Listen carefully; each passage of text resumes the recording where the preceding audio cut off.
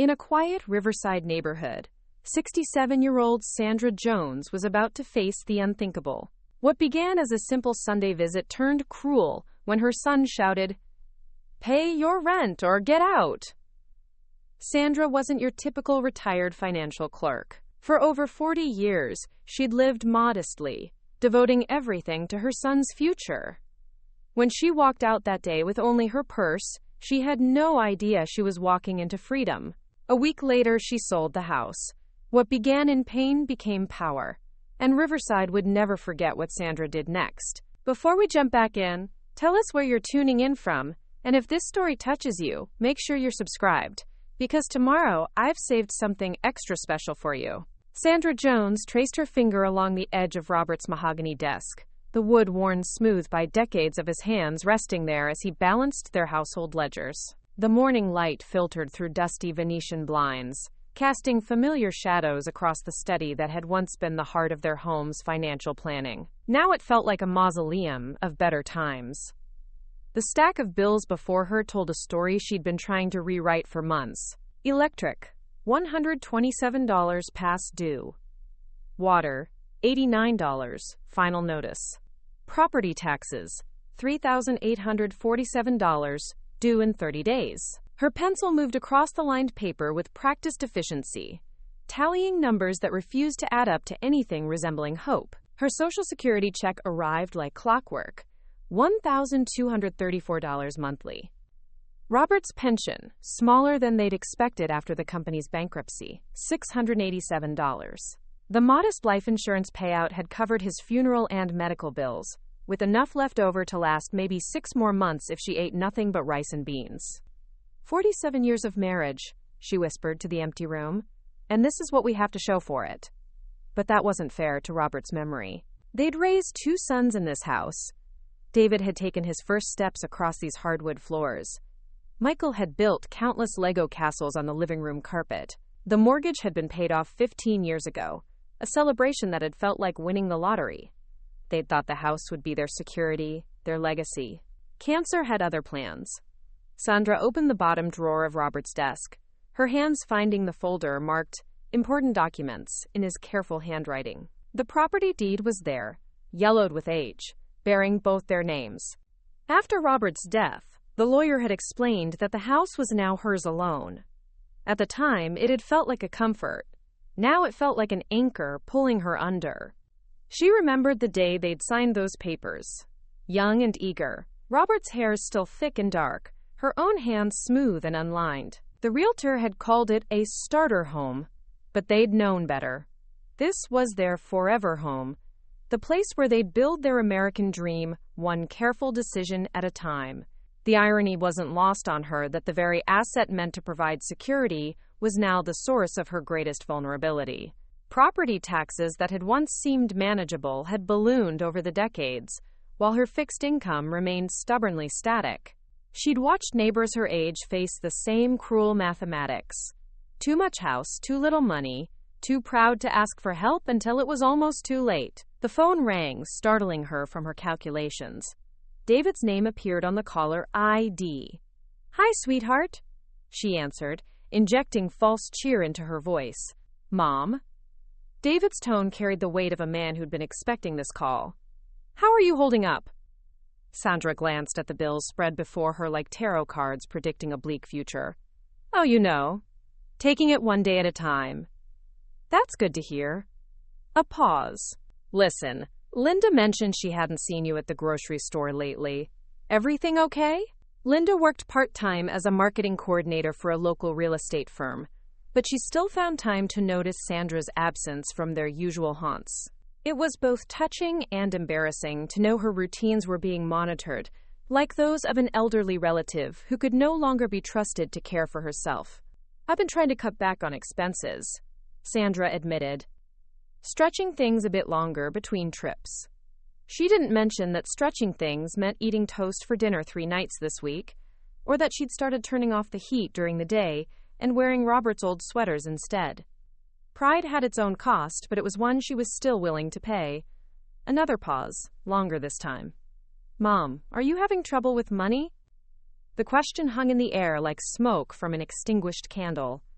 Sandra had always been the one others came to for help, slipping $20 bills to her sons when they were young adults struggling to make ends meet, babysitting Emma and Tyler without charging a dime, bringing casseroles when neighbors were sick. Being the one in need felt like wearing clothes that didn't fit. "A little," she said finally. "Nothing I can't manage." "How much is a little?" Sandra stared at the property tax notice, its red stamp marking it as overdue, seeming to pulse with accusation. The county assessor's office didn't care about her fixed income or her widow's loneliness. Numbers were numbers, and hers didn't add up. "The taxes are due next month. $3,800.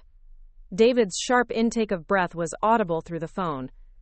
"Jesus, Mom, why didn't you say something sooner?" "Because I'm 67 years old. Not 6. I've been handling my own finances since before you were born."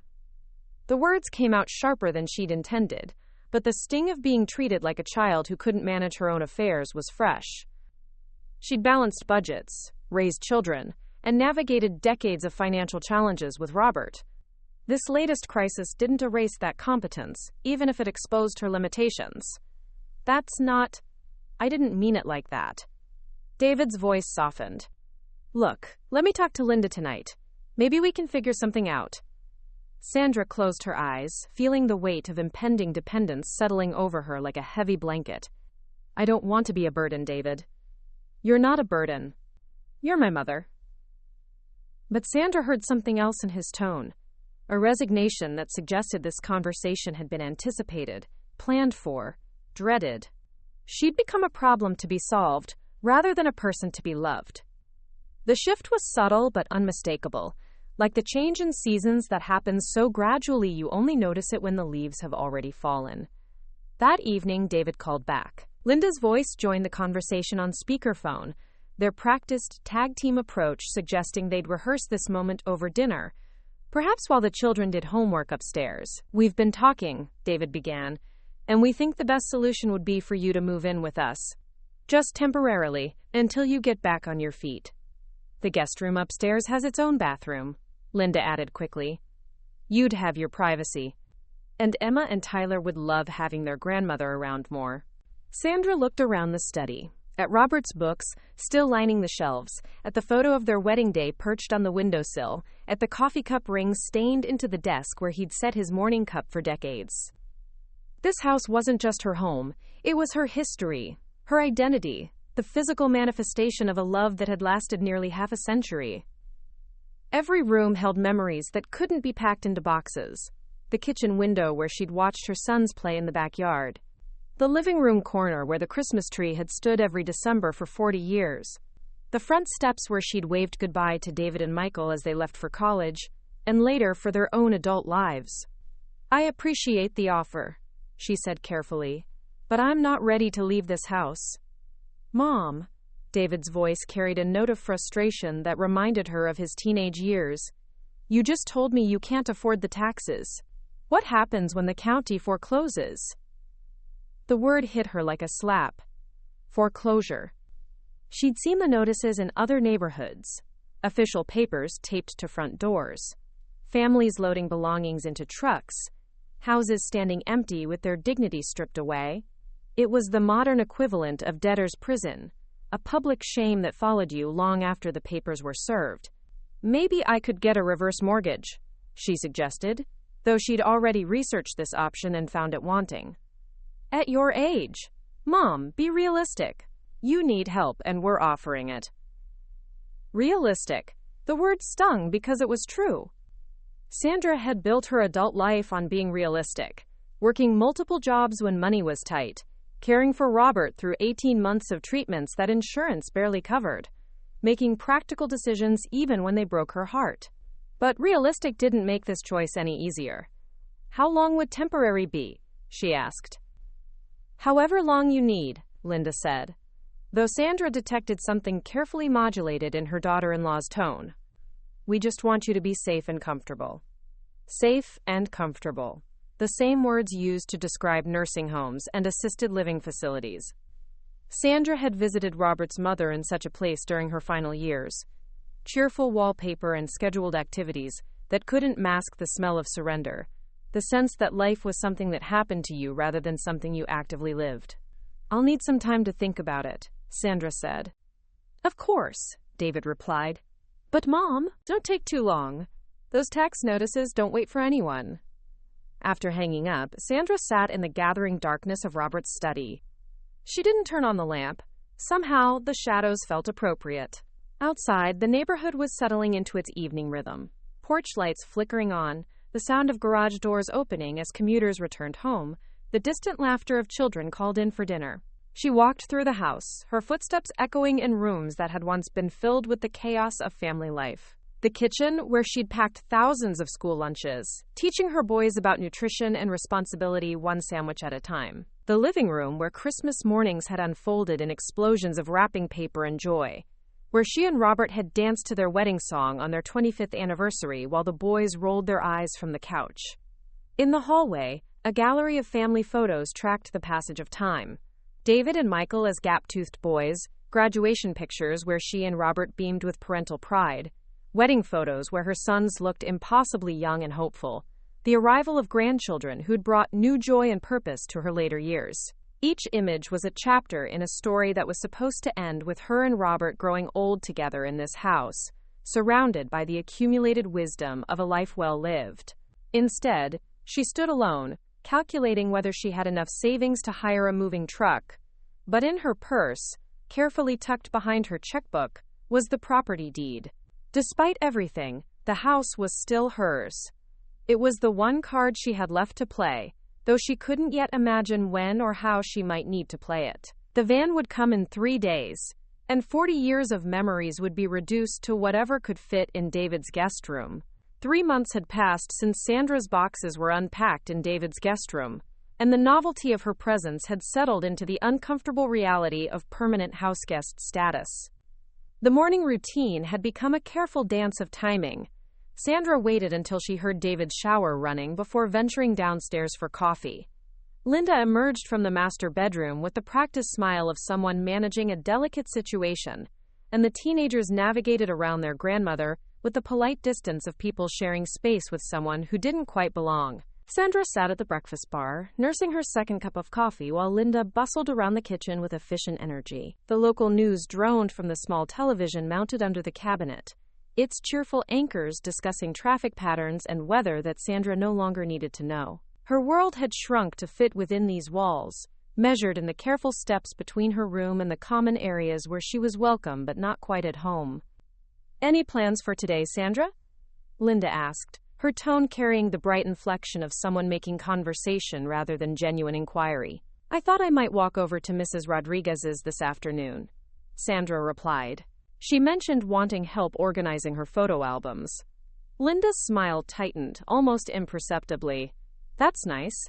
Just remember dinner's at 6:30. David gets cranky when we eat late." The subtle correction was typical. Gentle reminders that Sandra's schedule now revolved around the family's established rhythms.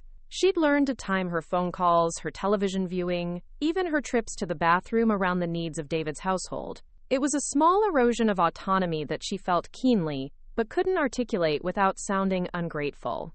Emma appeared in the kitchen, backpack slung over one shoulder, her 16-year-old face carrying the weight of someone who noticed more than she let on.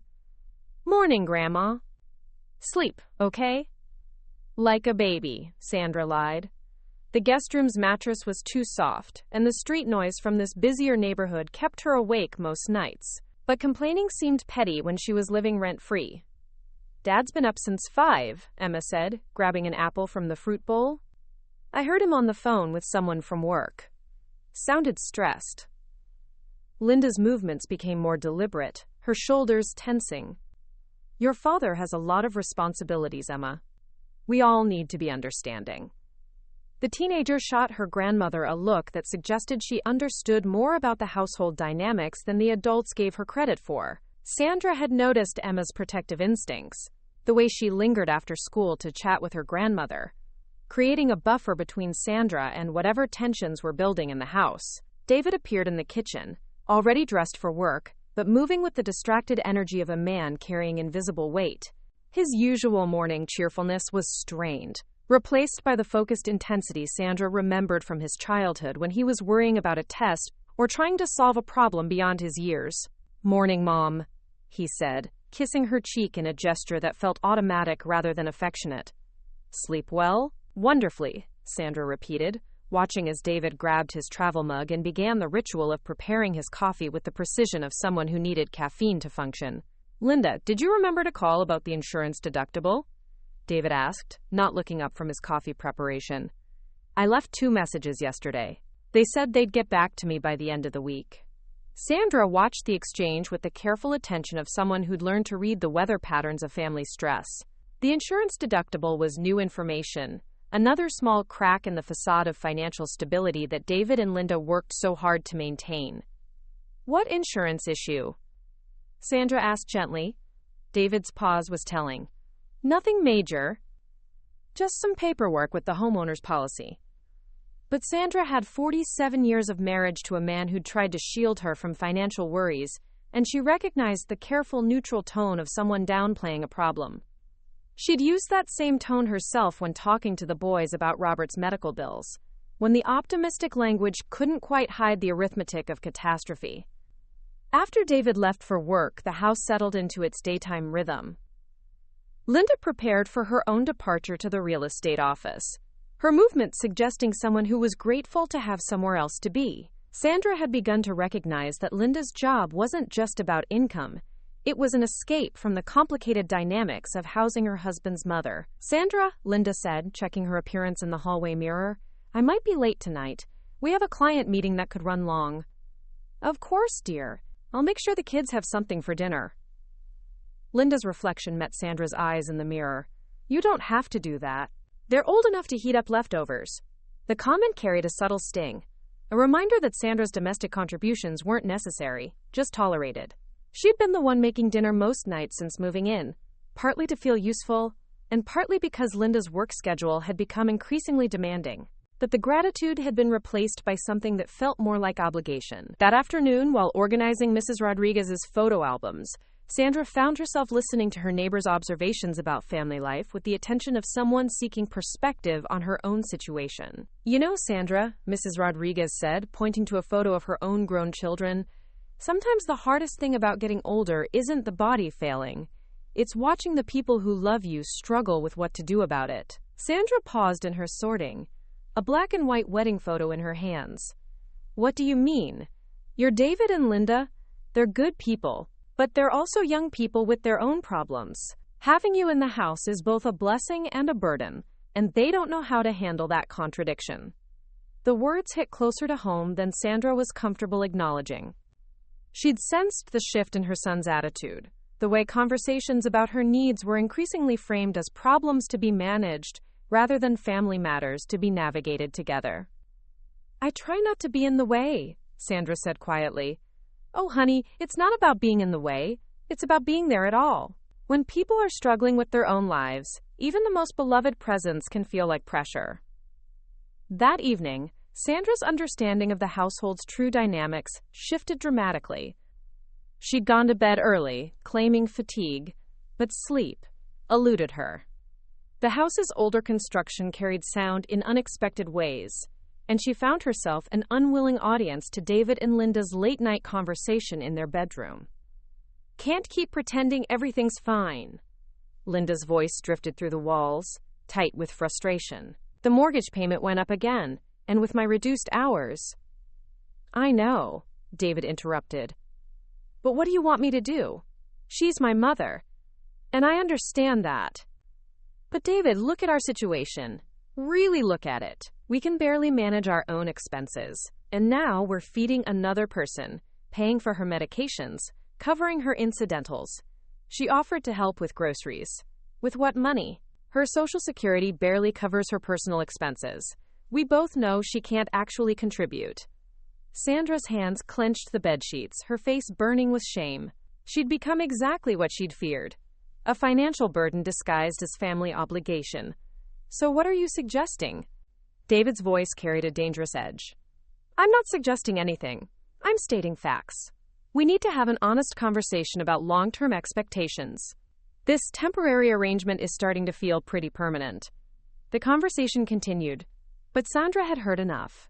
She understood now why Linda's smiles had become more forced, why David's attention felt increasingly distracted, why her presence in their home had begun to feel like an intrusion rather than a reunion.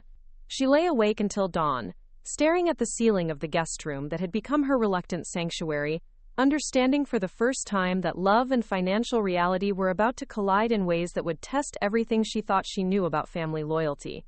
The house that had once been her security had become David's burden, and she was living proof that sometimes the people we love most are the ones we hurt simply by needing help. The morning after overhearing David and Linda's conversation, Sandra sat at the breakfast bar with a cup of coffee growing cold in her hands. The weight of being an unwanted burden had settled into her bones overnight, transforming her from a temporary house guest into something more precarious, a problem her family was too polite to solve directly. David appeared in the kitchen, moving with the distracted efficiency of a man avoiding eye contact. "Morning, Mom. How'd you sleep?" "Fine," Sandra lied, watching as he grabbed his travel mug with unnecessary force. The performance of normalcy felt exhausting for both of them. Linda emerged from upstairs, her professional smile already in place despite the early hour. "Sandra, I left some information on your bed about senior living communities in the area. Just some brochures I picked up. No pressure." Preparing and narrating this story took us a lot of time, so if you are enjoying it, subscribe to our channel. It means a lot to us. Now, back to the story. The casual delivery of this bombshell was masterful, presented as helpful information rather than an eviction notice. Sandra nodded, her throat too tight for words. After they left for work, Sandra climbed the stairs to find 3 glossy brochures spread across her bedspread, like real estate flyers for the end of independence. Sunset Manor, where golden years shine brightest. Harmony Gardens, active living for active seniors. Meadowbrook Commons, a community of care. The photographs showed smiling elderly people engaged in activities that looked suspiciously staged. Book clubs where everyone appeared delighted by the same page. Craft sessions producing identical potholders. Exercise classes filled with people who looked remarkably healthy for residents of assisted living facilities. Sandra picked up the Harmony Gardens brochure, studying the pricing information tucked discreetly inside the back cover. The monthly fees started at $3,200 for a studio apartment, more than double her total monthly income. Even the most basic care package would consume every penny of her Social Security and Robert's pension, leaving nothing for personal expenses, medical costs, or the small dignities that made life worth living. She understood now why Linda had gathered these particular brochures. They weren't suggestions. They were gentle coercion disguised as research. The message was clear. Find somewhere else to live, because this arrangement isn't working for anyone. That afternoon, Sandra called her younger son Michael in Phoenix. His voice carried the warmth that David's had been missing lately. But when she mentioned her living situation, his response was predictably practical. "Mom, you know Sarah and I would love to help, but with the new baby and her parents already staying with us through the winter." His voice trailed off, leaving the impossibility of the situation hanging in the desert air between them. Sandra hung up feeling more isolated than she had since Robert's death. Her children loved her, but love had practical limits that no one wanted to acknowledge directly. She was 67 years old, financially dependent, and rapidly running out of family goodwill. 3 weeks later, Sandra found herself in the waiting room of legal aid services, clutching a manila folder containing every document related to her house, the deed, tax records, and a letter from the county threatening foreclosure. The fluorescent lights hummed overhead, casting harsh shadows on the faces of other people who'd arrived at this place of last resort. "Mrs. Jones?" A young woman with kind eyes and tired shoulders appeared at the reception desk. "I'm Maria Santos, one of the attorneys here. Sorry to keep you waiting." In Maria's cramped office, Sandra spread her papers across a desk, scarred by years of desperate consultations. Maria studied the documents with the focused attention of someone who'd seen variations of this story countless times. "Your house is worth approximately $180,000 in today's market," Maria said, consulting notes she'd made during their phone conversation. "You owe $3,847 in back taxes, plus penalties and interest that brings the total to about $4,200. Sandra nodded, having calculated these numbers herself during sleepless nights in David's guest room. Here's what most people don't understand about property tax debt, Maria continued. The county doesn't actually want your house. They want their money. There are several programs designed to help homeowners in your situation. For the first time in months, Sandra felt a flutter of something that might have been hope. First, there's the Senior Property Tax Deferral Program. It allows homeowners over 65 to defer property taxes until the house is sold or transferred. The state essentially pays your taxes and puts a lien on the property for the amount. Sandra leaned forward. What does that mean exactly? It means you could stay in your house.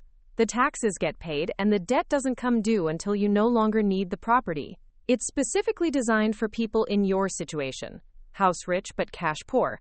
The phrase, house rich but cash poor, felt like a revelation. Sandra had spent months feeling like a failure, but Maria's matter-of-fact tone suggested this was simply a category of circumstance, not a personal inadequacy. There's also the possibility of a partial property tax exemption for seniors with limited income, Maria added. It wouldn't eliminate your tax burden, but it could reduce it significantly going forward. Sandra stared at the papers scattered between them, these documents that had felt like evidence of her defeat now looking more like building blocks for a solution. Why didn't anyone tell me about these programs?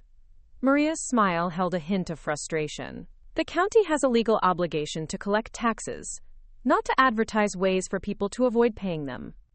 Most folks don't learn about these options until they're facing foreclosure. That evening, Sandra sat in David's living room with the legal aid paperwork spread across the coffee table like a roadmap to redemption. The house was unusually quiet.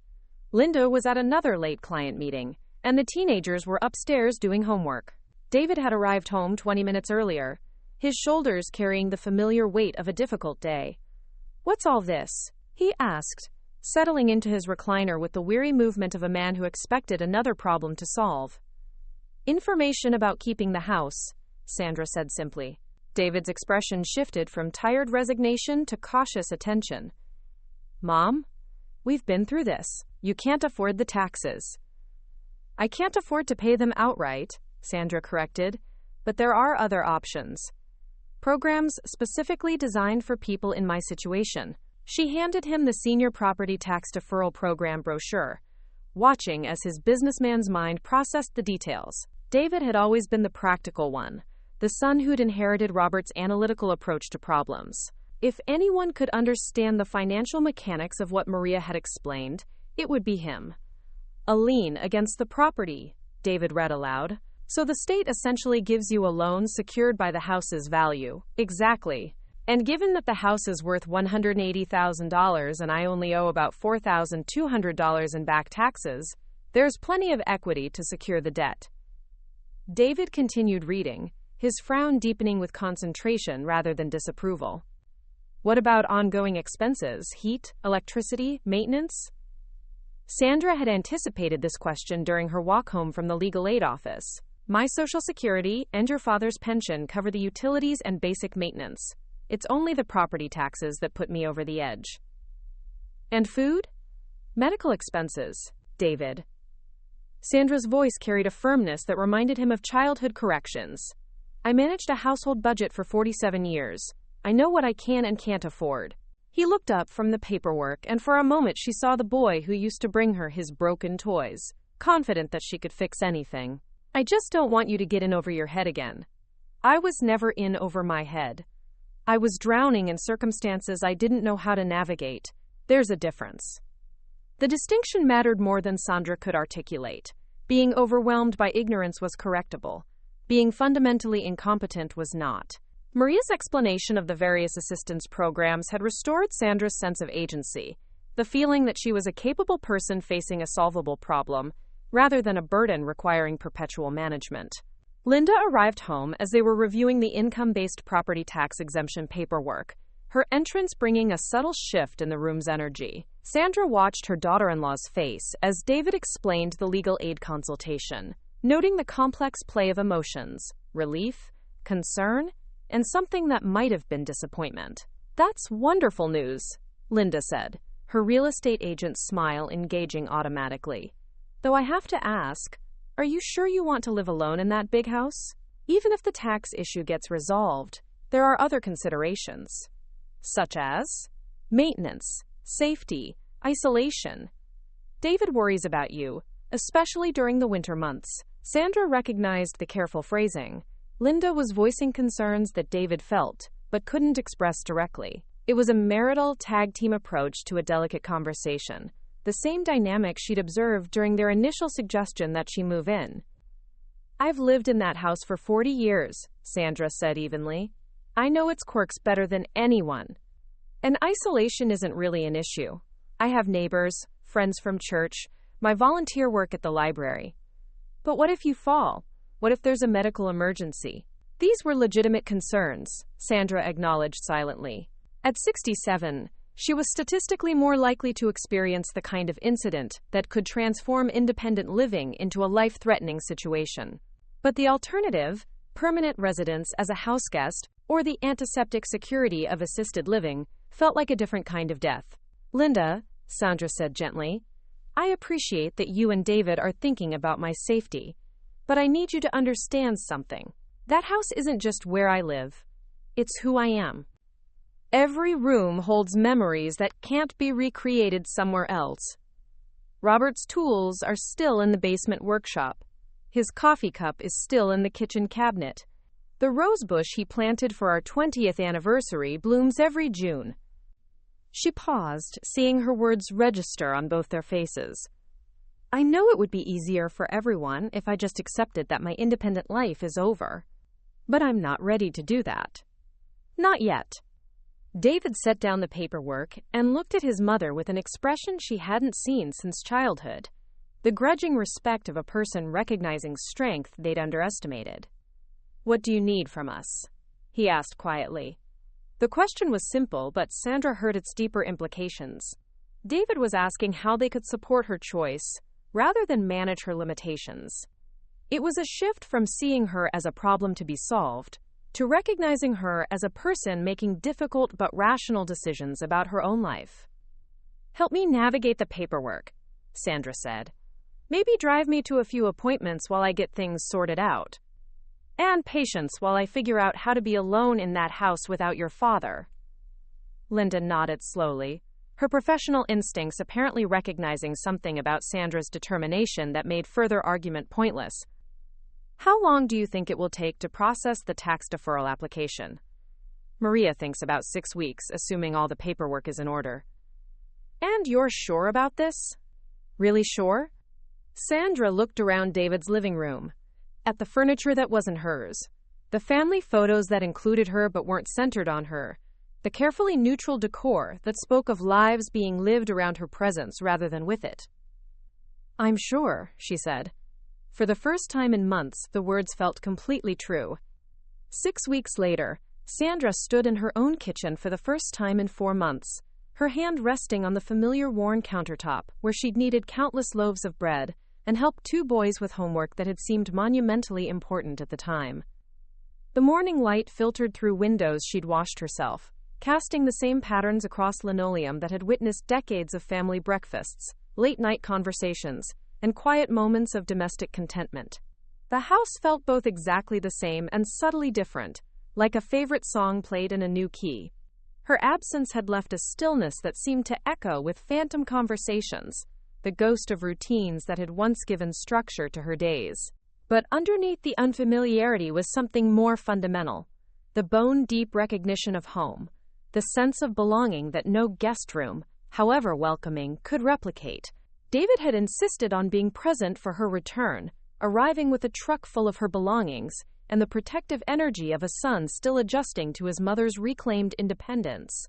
He'd spent the morning checking smoke detector batteries, testing faucets, and examining the furnace with the thorough attention of someone cataloging potential disasters. The front porch steps are getting loose, he observed, crouching to examine the wooden boards with professional focus. I know, Sandra replied, unpacking her coffee cups and returning them to their designated spots in the cabinet. Mrs. Rodriguez's nephew does handyman work. I was going to call him next week.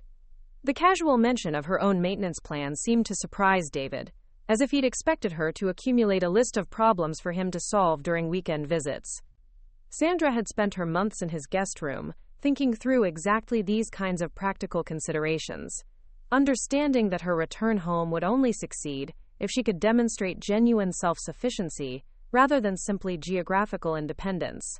"Mom," David said, straightening from his inspection of the steps, "I want you to know, Linda and we're glad you found a way to make this work. We really are." Sandra heard the complexity in his words, the mixture of relief and residual concern that would probably characterize their relationship going forward. Her son loved her enough to worry, but also loved her enough to support her choices even when they made him uncomfortable. "I know you are, sweetheart, and I know these past few months weren't easy for any of us."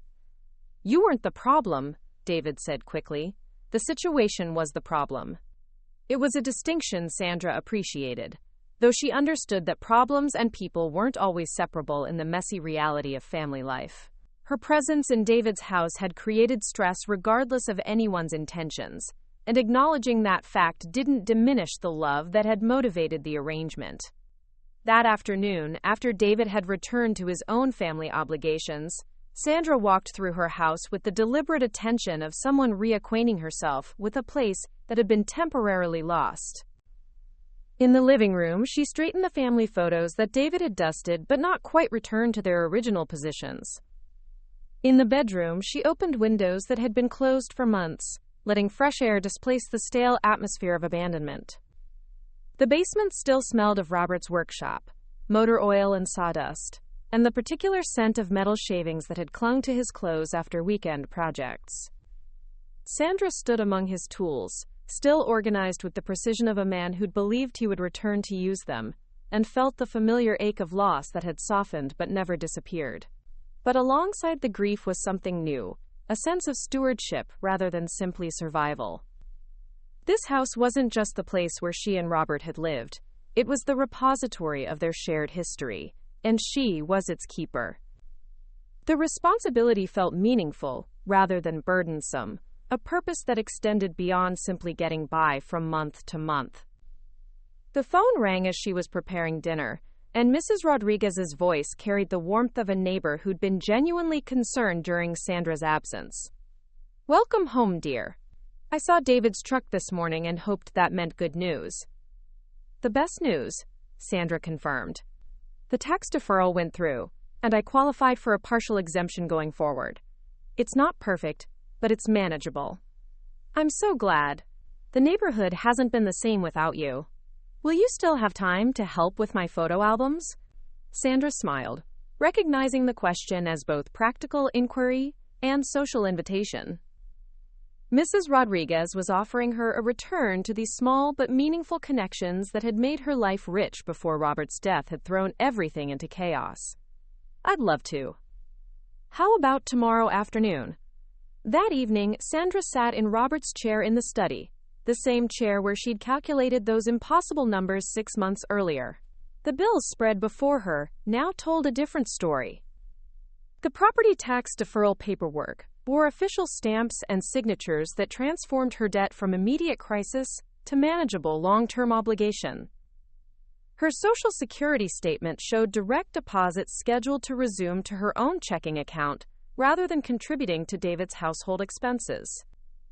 Most importantly, the small notebook where she tracked monthly expenses showed a budget that, while tight, actually balanced. She would need to remain careful about discretionary spending, but the basic arithmetic of survival no longer required desperate choices between heat and food, between medicine and groceries. Outside her study window, the neighborhood was settling into its evening rhythm. Porch lights flickered on. Garage doors rumbled open for returning commuters, and the distant sound of children playing reminded her that life continued in its ordinary patterns around her extraordinary personal victory. Sandra opened the bottom drawer of Robert's desk and found the folder marked important documents in his careful handwriting. The property deed was still there, but now it was accompanied by new papers, tax deferral approvals, exemption certificates, and contact information for the various agencies that had helped transform her crisis into a solution. She added one more document to the folder, a handwritten list of neighbors' phone numbers, local services, and the emergency contact information that would allow her to live independently without living dangerously. It was a practical acknowledgement that her return home wasn't a denial of aging, but rather a thoughtful approach to aging in place. At 67, Sandra had learned that independence didn't mean refusing all help. It meant having the knowledge and resources to ask for appropriate help when needed, while maintaining control over the fundamental decisions about how and where to live her life. For the first time since Robert's death, she felt genuinely optimistic about the future. 1 year later, Sandra stood at her kitchen window, watching Emma help Mrs. Rodriguez carry groceries up her front steps. At 17, her granddaughter had grown into the kind of young woman who noticed when elderly neighbors needed assistance, stopping by after school with the casual generosity that Sandra recognized from her own younger self. The sight filled Sandra with quiet satisfaction. Emma's regular visits had become one of the unexpected gifts of Sandra's return to independence. Without the complicated dynamics of living under the same roof, their relationship had blossomed into something more like friendship. Afternoon conversations over tea, shared meals that Emma often helped prepare, and the easy intimacy that came from choosing to spend time together rather than being obligated to share space. "Grandma, Mrs. Rodriguez wants to know if you're free for dinner tonight," Emma called through the screen door. "She made enough enchiladas to feed half the neighborhood. Tell her I'll bring dessert," Sandra replied, already mentally reviewing the ingredients for the apple crisp that had become her signature contribution to neighborhood gatherings. This kind of informal community support had emerged naturally in the months since Sandra's return.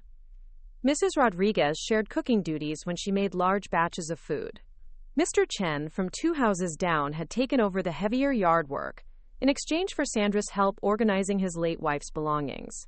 The Johnsons across the street included her in their weekly grocery runs, and she reciprocated by watching their house during vacations. It wasn't charity. It was the kind of mutual aid that had once been common in neighborhoods before families became scattered and self-sufficient. Sandra had rediscovered that community could be built from small, reciprocal kindnesses that cost little but created networks of practical support. The phone rang, and David's voice carried the relaxed tone that had replaced his earlier worry-laden conversations. "How are you doing, Mom? Emma said you're having dinner with Mrs. Rodriguez tonight."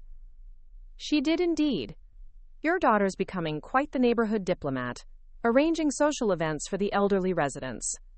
David chuckled. "She likes feeling useful. Linda says it's good practice for her college applications. All that community service."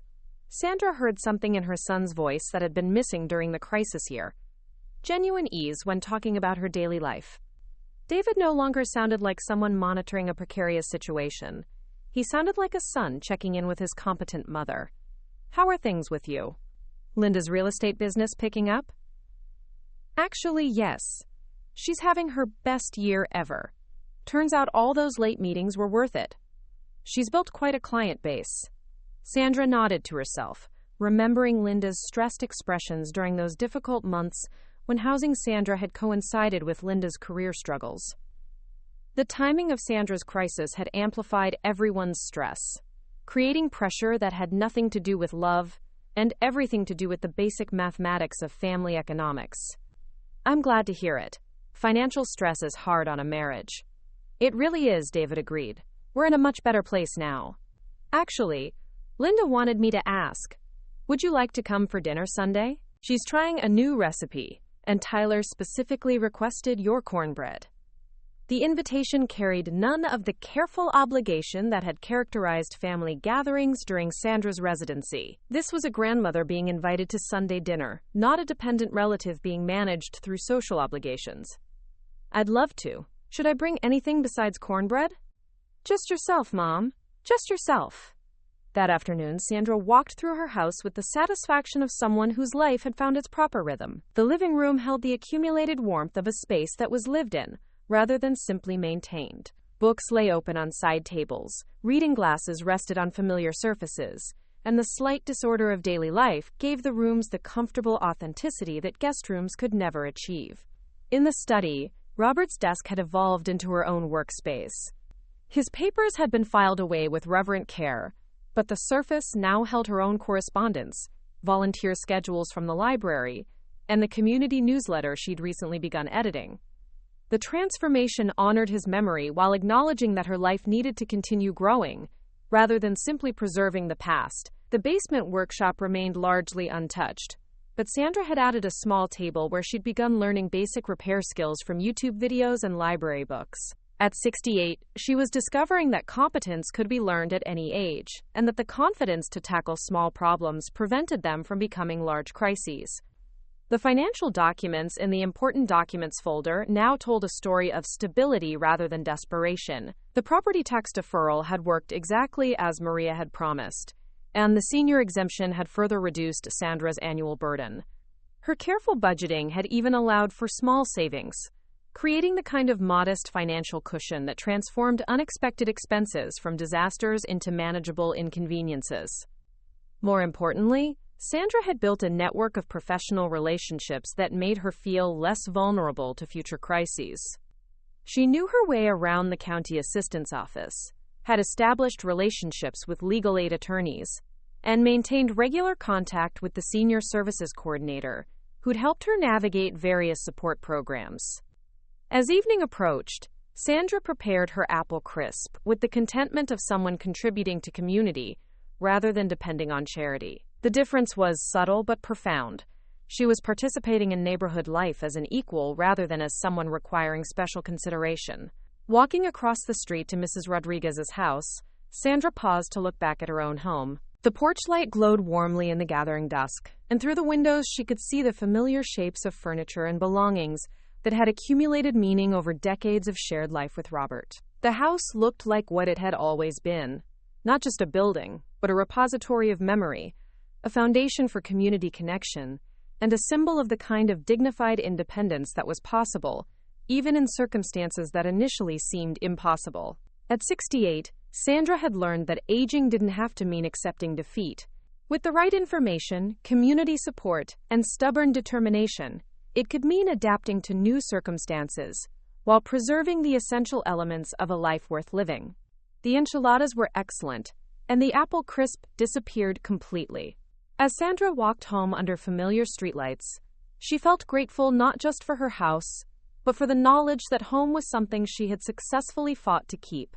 2 years after her return home, Sandra found herself in an unexpected role that would have seemed impossible during her darkest months in David's guest room. She sat across from Patricia Williams, a 72-year-old widow whose hands shook as she spread property tax notices across Sandra's kitchen table, with the desperate precision of someone hoping that rearranging papers might somehow change their meaning. "I don't understand how it got this bad," Patricia whispered, her voice carrying the shame that Sandra remembered all too well. "Harold always handled the finances. After he passed, I kept putting the tax bills in a drawer, thinking I'd figure it out later." Sandra poured tea into Robert's old cups, the familiar ritual giving her time to choose her words carefully. She'd become something of an unofficial advisor to seniors facing financial crises, a role that had emerged organically as word spread through the neighborhood about her successful navigation of near foreclosure. "How much do you owe?" Sandra asked gently. $18,000. Patricia's voice broke on the number. 3 years of back taxes plus penalties. "My daughter wants me to sell the house and move to Arizona to live with her family. But Sandra, I've lived here for 47 years. This is where Harold and I raised our children. His garden still blooms every spring."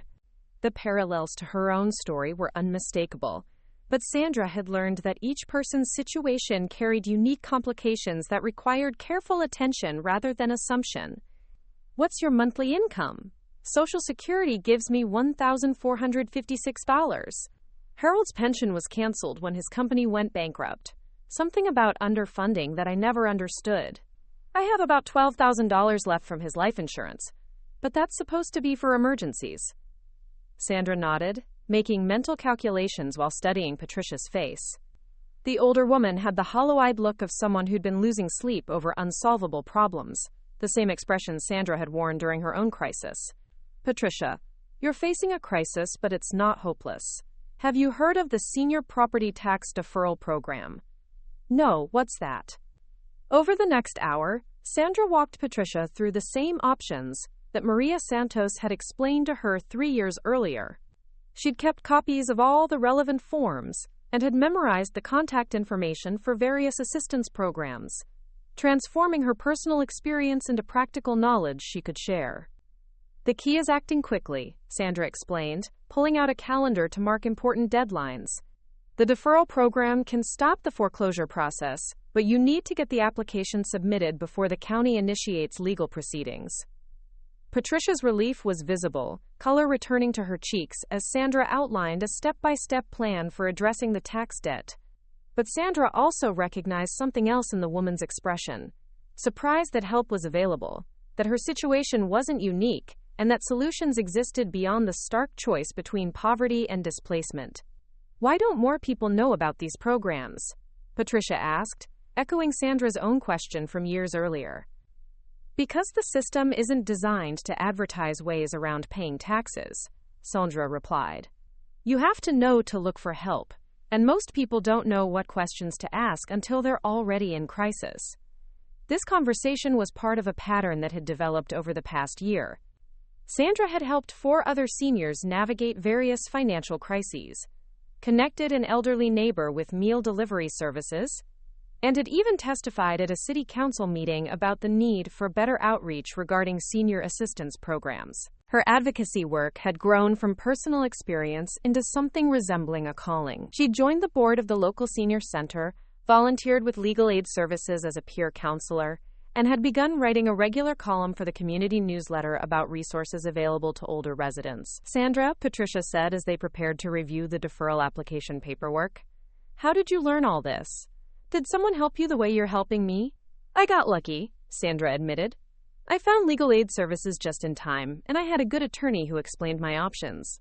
But I also realized that my experience shouldn't be wasted. If I went through this crisis and learned how to solve it, maybe I could help other people avoid the same mistakes I made. The doorbell interrupted their conversation, and Sandra opened it to find Emma standing on the porch with a young woman Sandra didn't recognize. Hi, Grandma. This is my friend Jessica from college. She's doing a journalism project about aging in place, and I told her about your work with seniors in the neighborhood. Would you have a few minutes to talk with her? Sandra glanced back at Patricia, who was studying the tax deferral forms with the focused attention of someone discovering hope. Actually, your timing is perfect, Sandra said.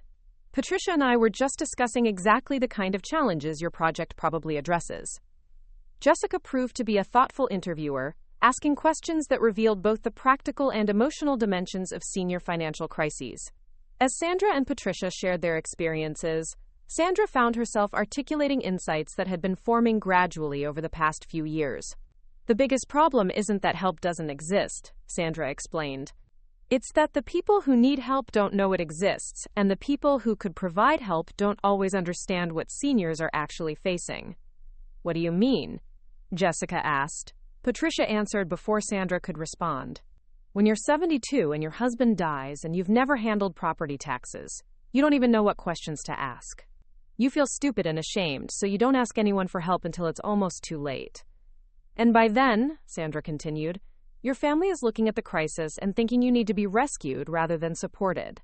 They mean well, but they're often proposing solutions that feel like giving up your independence rather than preserving it. Jessica scribbled notes, occasionally asking follow-up questions that demonstrated she was genuinely trying to understand the systemic issues rather than simply collecting heartwarming anecdotes about neighborly kindness. What would an ideal support system look like? She asked.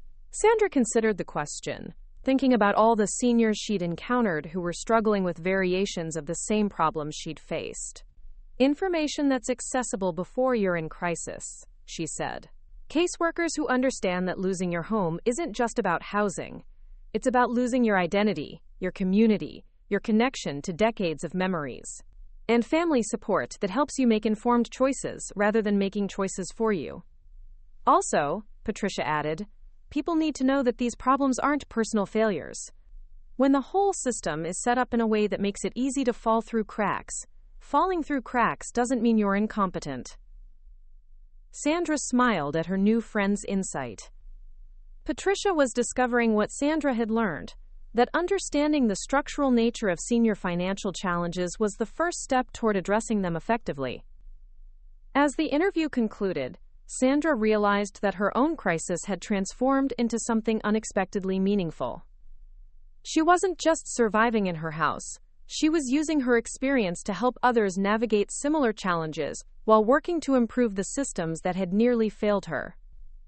At 70, Sandra had found a new purpose that honored both her past struggles and her current stability. 3 weeks after the county commissioners' meeting, Sandra Jones sat at a round table with the deputy director of the state attorney general's Elder Justice Initiative. The marble columns of the state government building loomed behind her, but she felt strangely at ease. She had long since learned that most policy discussions started not with polished speeches, but with quiet conversations, coffee cups, and notepads. Across from her, Deputy Director Marisol Vega tapped a pen thoughtfully. Your coalition's report is one of the most actionable we've received in the past year. And the personal testimonials? They gave our office a clearer picture than any spreadsheet has. Sandra smiled. Data tells the scope. Stories show the stakes. Marisol nodded appreciatively. We're proposing a pilot program based on your model. Notification of assistance programs, financial counseling, and streamlined forms. Would you be willing to serve as a community advisor? Sandra blinked. Advisor? You mean on a state-level initiative? Your insight is grounded. You're living the issues we're trying to solve. That kind of perspective is rare and invaluable. It felt surreal. 3 years ago, she had been clutching overdue tax notices, ashamed to speak to her neighbors. Now she was being invited to shape policy for thousands. Yes, she said finally. I'd be honored. The following weekend, Sandra returned to her neighborhood community center for the coalition's monthly meeting. This time, the room buzzed with new energy. Chairs had to be added as unfamiliar faces filed in, people from Franklin and neighboring Jefferson counties who'd heard of the coalition's work and came to learn. We've got a good problem, Patricia whispered, motioning to the turnout. We're becoming regional. Sandra stood at the front, her clipboard in hand, and waited for the murmurs to settle. Welcome, everyone. For those who are new, this group started at my kitchen table after I almost lost my home. What we've built together, this coalition, is not just about financial survival. It's about dignity, about aging with the security we all deserve. George, ever the steady presence, raised a hand. Can we talk about the request from Franklin County? They want us to help them start their own chapter. That's on the agenda, Sandra said, flipping to the second page of her notes. Along with updates from Patricia on our county's response, a grant proposal from the Community Resilience Fund, and a planning session for our first inter-county summit next month. Several attendees chuckled with warm disbelief. Summit had once sounded like a faraway government thing. Now it was something they were organizing. After the meeting, Sandra lingered as volunteers gathered folding chairs and collected handouts. A woman approached, clutching a manila envelope. Ms. Jones, I'm Lydia. I don't know if you remember, but we met at Legal Aid 3 years ago. You were waiting in the hallway. I was crying in the stairwell. Sandra's brow furrowed, then softened. Yes, I remember. You told me you were too embarrassed to speak with the intake worker. I wanted to thank you. That day, you said, you're not alone, and you're not the problem. I never forgot that. I'm here today because of you. Lydia opened the envelope and held out a copy of her mortgage satisfaction statement. I paid it off last month. I still live in the same house, and I'm ready to volunteer. Sandra felt emotion rise in her chest like a tide. She reached for Lydia's hand. Then you're already part of the coalition. Welcome. The coalition's inter-county summit was held in a church gymnasium, folding tables lining the perimeter, name tags color-coded by county. A potluck buffet stretched along the back wall. Macaroni casseroles, lumpia, deviled eggs, trays of cookies, and slow-cooked stews. Sandra watched from the side as attendees filled the room. She saw herself mirrored in so many of the faces. Retired nurses, widowed veterans, grandparents raising grandchildren. All of them had stories. All of them were seeking ways to make meaning from adversity. The keynote speaker, a housing policy expert from the state university, opened with a slide quoting Sandra's own words from the newsletter. When seniors can age in place successfully, the social fabric connecting generations stays intact. Sandra lowered her eyes, humbled. She hadn't written those words to be quoted. They had simply been true. Later, in a breakout group on legislative advocacy, she shared the coalition's journey, from crisis to grassroots organizing to policy proposals. "We didn't wait for permission to care," she told the group. And that's why people started listening. One of the attendees, a tall woman in her 50s named Marcy, raised her hand. "What do you do when officials dismiss you? When you're told there's no budget, or it's not a priority?" Sandra didn't hesitate. "You document everything, you bring witnesses, you follow up, you keep showing up until your presence becomes part of the landscape." There were nods around the circle. "And sometimes," she added, "you bake cookies for the committee meeting.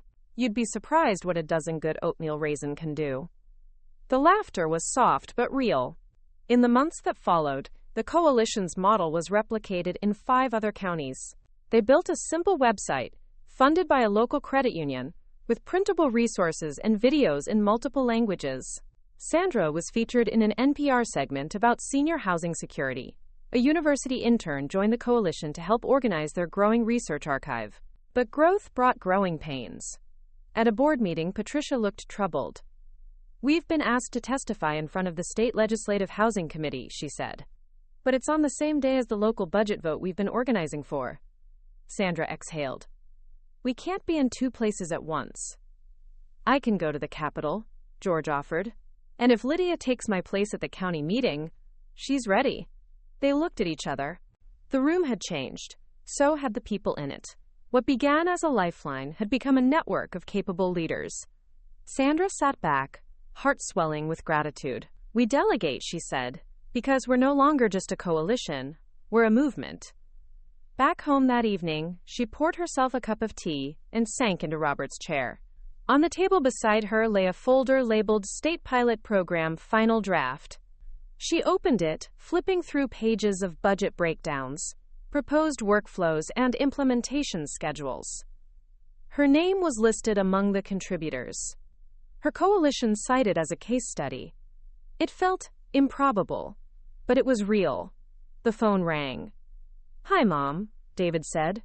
"You see the email I forwarded? Emma's school wants to interview you for their civics unit." Sandra laughed. "They want me to speak to middle schoolers? I hope I remember how to speak their language." David chuckled. "Just don't say hashtag out loud. You'll be fine." She felt warmth bloom through her. "Tell Emma I'd be honored." A week later, Sandra stood before a classroom of 12-year-olds. They fidgeted in their chairs, munching quietly on crackers as she clicked through slides. "You don't have to wait until you're old to care about justice," she said, gesturing to a chart of housing insecurity by zip code. "You just have to start with what you know and ask who else might be affected." A boy in the back raised his hand. "Did you always want to do this?" "No," Sandra said honestly. "I just wanted to save my home. But I learned that personal problems can point to bigger systems. And when you fix the system, you help everyone." A girl in a hoodie tilted her head. "So you made your problem into a solution?" Sandra smiled. "Exactly." By the end of the year, the state pilot program had launched in 3 counties. Each had a dedicated senior financial counselor, and tax delinquency letters now included bold, multilingual inserts about available aid. The coalition's newsletter had subscribers in 24 zip codes. Sandra still kept her mornings simple.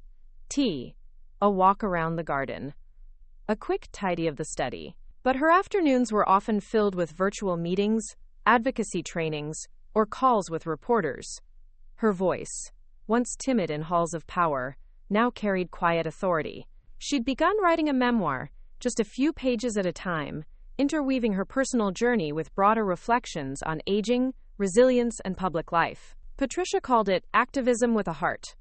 On the dedication page, she'd already written the words, "For Robert, who taught me that silence is never neutral, and for everyone who believed in a better way, even when the odds were long." One spring morning, Sandra stood again at the county commissioner's podium.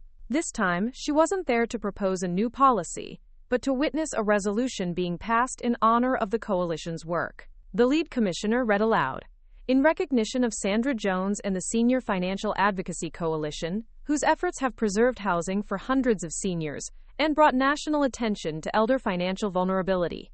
She turned slightly to see the audience. Lydia, George, Patricia, and 24 new faces. Many had brought family members. Emma waved from the back. Sandra didn't speak after the vote. She simply stood and accepted the plaque with quiet dignity. The work would continue. The coalition had no finish line. That night, she sat on the porch, twilight painting the sky in soft lavender. The garden hummed with life.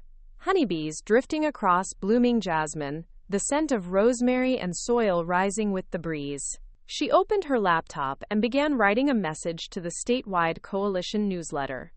Progress doesn't always look like headlines. Sometimes it's a neighbor who knows who to call, a counselor who listens, a letter that arrives with hope instead of dread. These are victories too. And they matter. Thank you for being part of this work. For believing that our later chapters can be among our most impactful. For showing that experience, seasoned by struggle, can be the most powerful tool for change. She hit send, then closed the laptop and sat still for a long moment. A single porch light glowed above her, casting soft illumination over the doorway she'd once feared might close forever. Now it opened into a life larger than she'd ever expected. And Sandra Jones, retired grandmother, unexpected advocate, wasn't just aging in place. She was shaping the place. One step, one neighbor, one policy at a time. End of part 10. Would you like this story to continue into a part 11? Perhaps exploring Sandra's memoir, mentoring younger advocates, or her legacy expanding further. You said, make it 5,000 word. ChatGPT said, updated saved memory. Great. Below is part 10 expanded to approximately 5,000 words, continuing Sandra Jones's inspiring journey as her grassroots coalition grows into a regional force for policy change. Part 10, Roots and Ripples, approximately 5,000 words. 3 weeks after the county commissioners' meeting, Sandra Jones found herself climbing the steps of the state capitol building. The same woman who once panicked at overdue tax notices now carried a leather portfolio marked Senior Financial Advocacy Coalition. As she passed the brass-framed double doors, she felt her pulse quicken, not from fear, but purpose. Inside, she was ushered into a sunlit conference room, where Deputy Director Marisol Vega, of the State Attorney General's Elder Justice Initiative waited, a tablet in one hand, and a mug that read Justice is Local in the other. Ms. Jones, Marisol said, extending her hand warmly, thank you for making the trip. We've been reviewing your coalition's research and newsletter archives. You've given us a blueprint. Sandra smiled. We didn't set out to build one. We just didn't want anyone else to face what we had. Exactly why we want your input, Marisol said, motioning to the chair across from her. We're launching a pilot program modeled after your recommendations, early intervention letters, county-appointed senior counselors, and interagency coordination. Would you be open to serving as a community advisor? Sandra blinked. You want me to advise a state-level initiative? You've already advised half the counties in the region, Marisol said with a grin. You just didn't have a title yet. That night, Sandra sat in the quiet of her study, staring at the official advisory agreement, her name printed neatly alongside other signatories, academics, nonprofit executives, policy directors. She was 73 years old, and somehow she was just beginning. 2 weekends later, the coalition's monthly meeting at the community center was standing room only. Folding chairs spilled into the hallway. Neighbors from Franklin and Jefferson counties had come to learn how to replicate the coalition's model. Someone had brought a tray of homemade banana muffins. Another passed around sign-in sheets. People are showing up early now, Patricia whispered, handing Sandra a folder. And bringing baked goods. That's how you know we've got momentum. Sandra stepped to the front of the room, glancing down at her notes, then at the faces watching her. Faces once marked by worry, now lifted with curiosity and resolve. Welcome, everyone, she began. 3 years ago, I didn't know how I was going to pay my tax bill. I didn't know what homestead exemption meant, or how to file a hardship appeal. I was scared and embarrassed. But when I finally reached out, I discovered something powerful. I wasn't alone. Murmurs of agreement moved through the crowd. None of us are. We're told our struggles are private failures. But they're not. They're symptoms of broken systems. And fixing systems requires something that used to scare me. Speaking up. Patricia took over the agenda. George reported on a new partnership with a local credit union offering free financial literacy workshops. Lydia shared updates on a grant application to the Community Resilience Fund. By the end of the meeting, 4 counties had expressed interest in forming local chapters. One volunteer was designing a coalition website. Another was drafting a county-wide survey on senior financial stressors. Sandra watched it all, awe blooming in her chest. What had started as a kitchen table gathering was evolving into a movement. The coalition's first inter-county summit was held in a church gymnasium filled with handmade signs and slow cookers. The air smelled of spices and community. Tables were draped with county maps, flyers, and poster boards titled Common Challenges and Proposed Solutions. Sandra stood near the registration table, helping new arrivals find name tags and group assignments. When the keynote speaker, an elder policy scholar from the state university, opened her remarks, she quoted Sandra directly. "When seniors can age in place successfully, neighborhoods stay strong, and the threads between generations hold firm." The crowd applauded, and Sandra felt her throat tighten. In a breakout group, a middle-aged woman named Brenda raised her hand. "How do we keep going when people in power say there's no money or interest, that seniors aren't a priority?"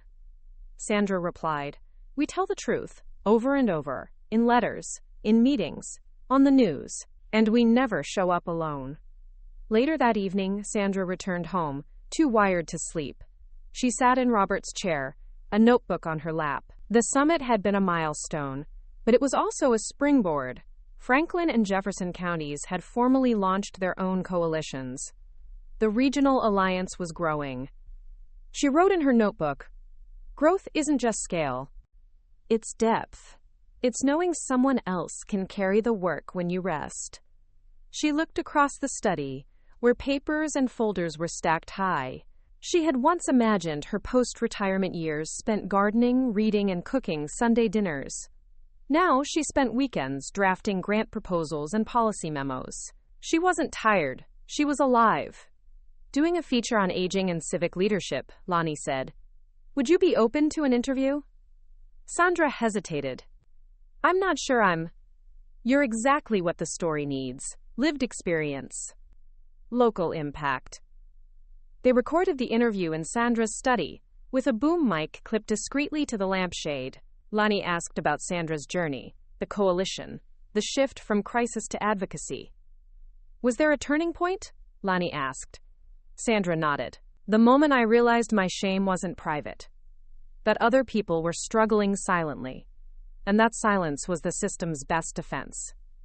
The segment aired a week later, the coalition's inbox filled with messages from listeners. Some curious, others desperate, many hopeful. One note stood out. "I heard you on the radio. My mother just received a foreclosure notice. I didn't know where to start. But you gave me a place. Thank you." Months passed. Sandra traveled to community forums in county libraries, school cafeterias, union halls. She joined Zoom calls with university researchers studying senior economic insecurity. She helped design a toolkit for rural advocates. But the momentum brought strain. At a late-night meeting, tensions flared over budgeting a new website domain versus printing materials for lower-income members who didn't use email. "We're stretched thin," George said. "We can't do everything." "We have to prioritize accessibility," Lydia countered, "not just convenience." Sandra tapped her pen against the table. "Let's take a breath. We'll break into teams, one for digital, one for print. Both matter."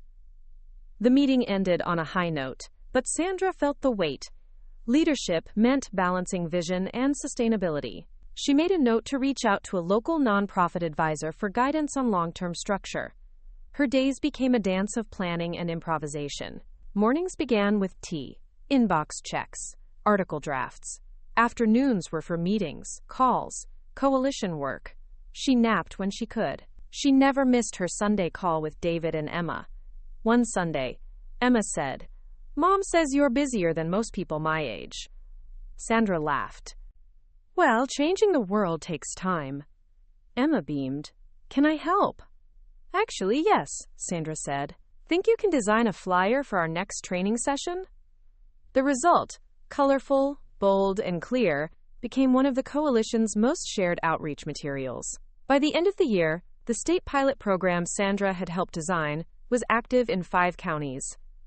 Each had a designated senior financial advocate. Early notification protocols had reduced foreclosure filings by 28%. The coalition's newsletter now reached 3,000 subscribers. Sandra had spoken at 2 universities, a national aging conference, and testified twice before the State Housing Subcommittee. She still called herself a grandmother with a clipboard, but others called her a thought leader. At the coalition's year-end celebration, held at the same community center where it had all begun, Patricia raised a toast. To Sandra, she said, lifting her cup, who turned survival into structure, pain into purpose, crisis into community. Sandra stood, eyes damp, and replied, to all of us. This didn't happen because of one voice. It happened because we listened to each other. And we didn't stop. In the quieter hours, Sandra worked on her memoir. The working title, A House Kept, One Woman's Fight for Dignity, Policy, and Home. She wrote slowly, revisiting old journals and interviews, reflecting on the strange, beautiful journey from silence to influence. She wrote of Robert, how his belief in civic duty had become her lodestar. She wrote of her first legal aid appointment, when fear nearly made her turn around. She wrote of Lydia, who found her voice through foreclosure letters, and is now a regional coordinator. She wrote of Emma, who once designed a flyer and now runs the coalition's social media accounts in her spare time. In March of the following year, Sandra stood once again before the county commissioners. This time they were honoring the coalition with a resolution. In recognition of Sandra Jones and the Senior Financial Advocacy Coalition, whose efforts have preserved housing for hundreds of seniors, advanced legislative reform, and inspired replication across the state, Sandra accepted the plaque with humility. This recognition belongs to everyone who turned heartbreak into action, who chose community over silence. In the audience sat seniors holding signs. Knowledge is power. Homes are history. Sandra for governor. That one made her laugh. Afterward, a new member approached. Ms. Jones, how did you know where to start? I didn't, she said. I just knew I couldn't stay silent. The rest came step by step. That night, back on her porch, she sat with a cup of chamomile, watching stars prick the velvet sky. The garden she once worried she'd lose was now lush and vibrant. Her house, once a battleground, had become command central for transformation. The laptop chimed. A message from a nonprofit in another state. They wanted to use the coalition's model. She clicked reply. Happy to help. Let's schedule a call. Then she returned to her manuscript. In the final chapter draft, she wrote, Legacy isn't built by force. It's built by showing up. One meeting, one story, one letter at a time. My home was nearly lost. But in saving it, I found my voice. And with that voice, I helped others find theirs. That, I've come to realize, is the true foundation of a home. Not just walls and a roof, but purpose, community, and the courage to speak. Sandra closed the laptop, her fingers resting gently on the keyboard. She wasn't finished yet. She had chapters to write, policies to shape, voices to amplify. And the front porch light, warm and steady, would remain on for anyone still trying to find their way home. Up next, you've got 2 more standout stories right on your screen. If this one hit the mark, you won't want to pass these up. Just click and check them out. And don't forget to subscribe and turn on the notification bell so you don't miss any upload from us.